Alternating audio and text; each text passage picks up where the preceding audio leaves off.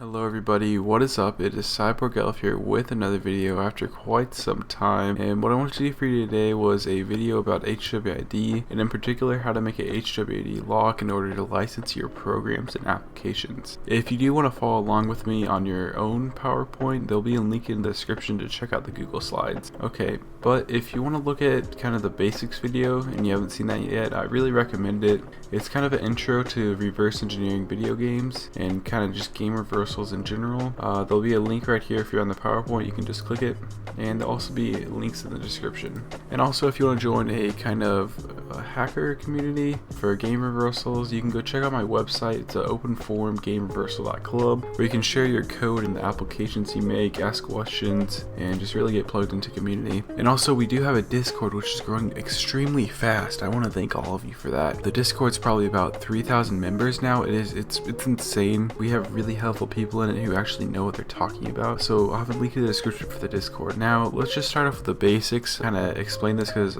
some of you may not know what HWID even stands for, and it's short for hardware identification or identifier. So essentially it's short for hardware ID, and what this is, it's just all main components in your computer have their own hardware ID, which is just a string of numbers. So your motherboard will have a hardware ID, your RAM, your CPU, even your hard drive, and things like that. Now things like your computer fans that don't actually do communication won't have a hardware. Now what is HWID ban? We'll just go over this briefly. I do have a video on it already. There'll be a link in the description for that also. Video Games Anti-Cheat will issue what's called the HWID ban, and this bans the parts of the PC that they choose. So if you connect to their servers with those PC parts, they're not going to be allowed in. They're blacklisted, and the only way to really fix this is by getting a spoofer or replacing the affected PC parts. That's why it's very effective for anti-cheats to do, and this is also really effective for licensing programs like what we're doing right now with the HWID lock. It essentially just controls who can access your program. Say you want to give your friend a program but you don't trust them enough, probably not a good friend, but you can lock it to their HWID so that person can only use it on their PC. Even if they do share it with someone else, it won't be able to run. You can kind of fast forward through this part right here if you already do have Visual Studios. I have Visual Studios IDE 2017 with the dark mode. Recommend choosing dark mode, but there is 2019. I recommend you get 2019 if you're going to download it. I just really don't care enough to update. I'll have a link right here and in the description, and make sure to get the IDE, not Visual Studios code. Those are two different things. And when I ask you what packages you wish to download, we're going to be using the desktop development with C++, but I recommend to get this and also get the .NET development if you're kind of interested in decoding.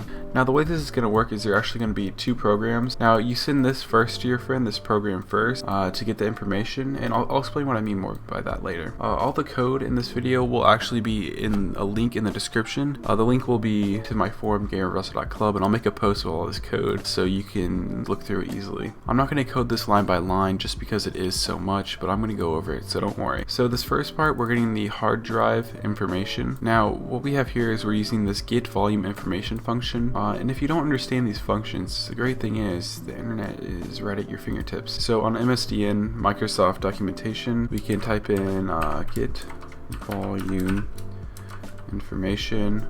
We can look that up here.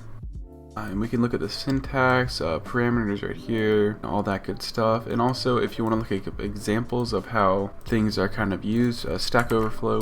If you're into coding, you probably already know of these sites, but Stack Overflow is also really awesome if you run into any errors and things like that. But what this is doing, this function is just getting information about the hard drive. So what we can actually get through this function is the volume name, the serial number, which is basically the HWID. This is the information that we're seeking, the file system, which for most people will be NTFS, the max component length. And now going on to another part, you can grab any information from the computer. You can get the CPU, you know, the GPU, anything like that. I've just chosen these three just as examples. If you're interested in to get like a different computer component HWID, you can just go to like how to get the GPU HWID, then you type in the program language that you're using, which we're using C++. You have a link right here. See, we have numerous links to go check that out. So the internet's a really good resource, guys. Now I've included a computer name, even though that technically isn't HWID, but this is just information we can pull from the computer. And what we're using is a really simple function called get computer name. You can look that up on MSDN if you want. And what it does is it gets the computer name. But do keep in mind, people can change the computer name. There's extra information you can get if you really want. Okay, now this third part gets the CPU hash. And to explain this, it's really complicated. Even I barely understand it. But right here we make an array with 4 members, and each one, this is EAX, EVX, ECX, and EDX. These are just kind of assembly memory names, and we get all those from the CPU and we add them all together. In essence, I'm very much simplifying this into what the hash will be. So the program does run and we get all this lovely information. The volume name is blank, but we have the serial number for the HDD file system, which is obviously going to be NTFS. The computer name information is just desktop, and a bunch of numbers for me. Your name will probably be different. And then we have a CPU hash. So this information we can use in our actual app. And now what I mean by this is you won't want to give the user all this information so they don't know what you're grabbing. So let's just actually comment this out. So say you just want to get their HWID for the hard drive. You can just say send me this number.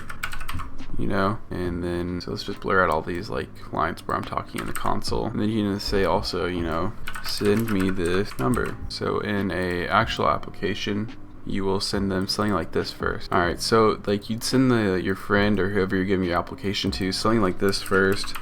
Just send them this application, they run it, boom, delete that, but they'll get these numbers, they'll send it to you on Discord or whatever, and then you can actually input that into the actual application. And let me show you what I mean by that. Application where you have all your valuable code that you don't want to be shared. And what you're going to do is you're going to check the HWID, and then you're going to check if their HWID information is equal to the accepted HWID information. So let's try this. We'll run this right now and see what it says. So I get an error. It says you are not in the system, and the reason is because my HDD serial or HWID is not 1, 2, 3, 4, 5, 6, 7, 8, 9. But let us actually try to input this information. Here is, I believe, going to be that, and then we'll put this in here, and now it lets me in because my accepted serial was the same as the serial number. So whoever you want to have access to the application, you'll just put their information right here, and then boom, they have access. There's also a lot of ways you can make this more commercial, and I might do that in a later video where you have actually like a website with a control panel where you can monitor your customers and all that. But this was definitely a good starting point, and we can expand on this later, get more in depth. Anyways, thank you for watching. If you're new to this whole thing, I recommend you subscribe. Go join the communities down in the description. Anyways, peace out.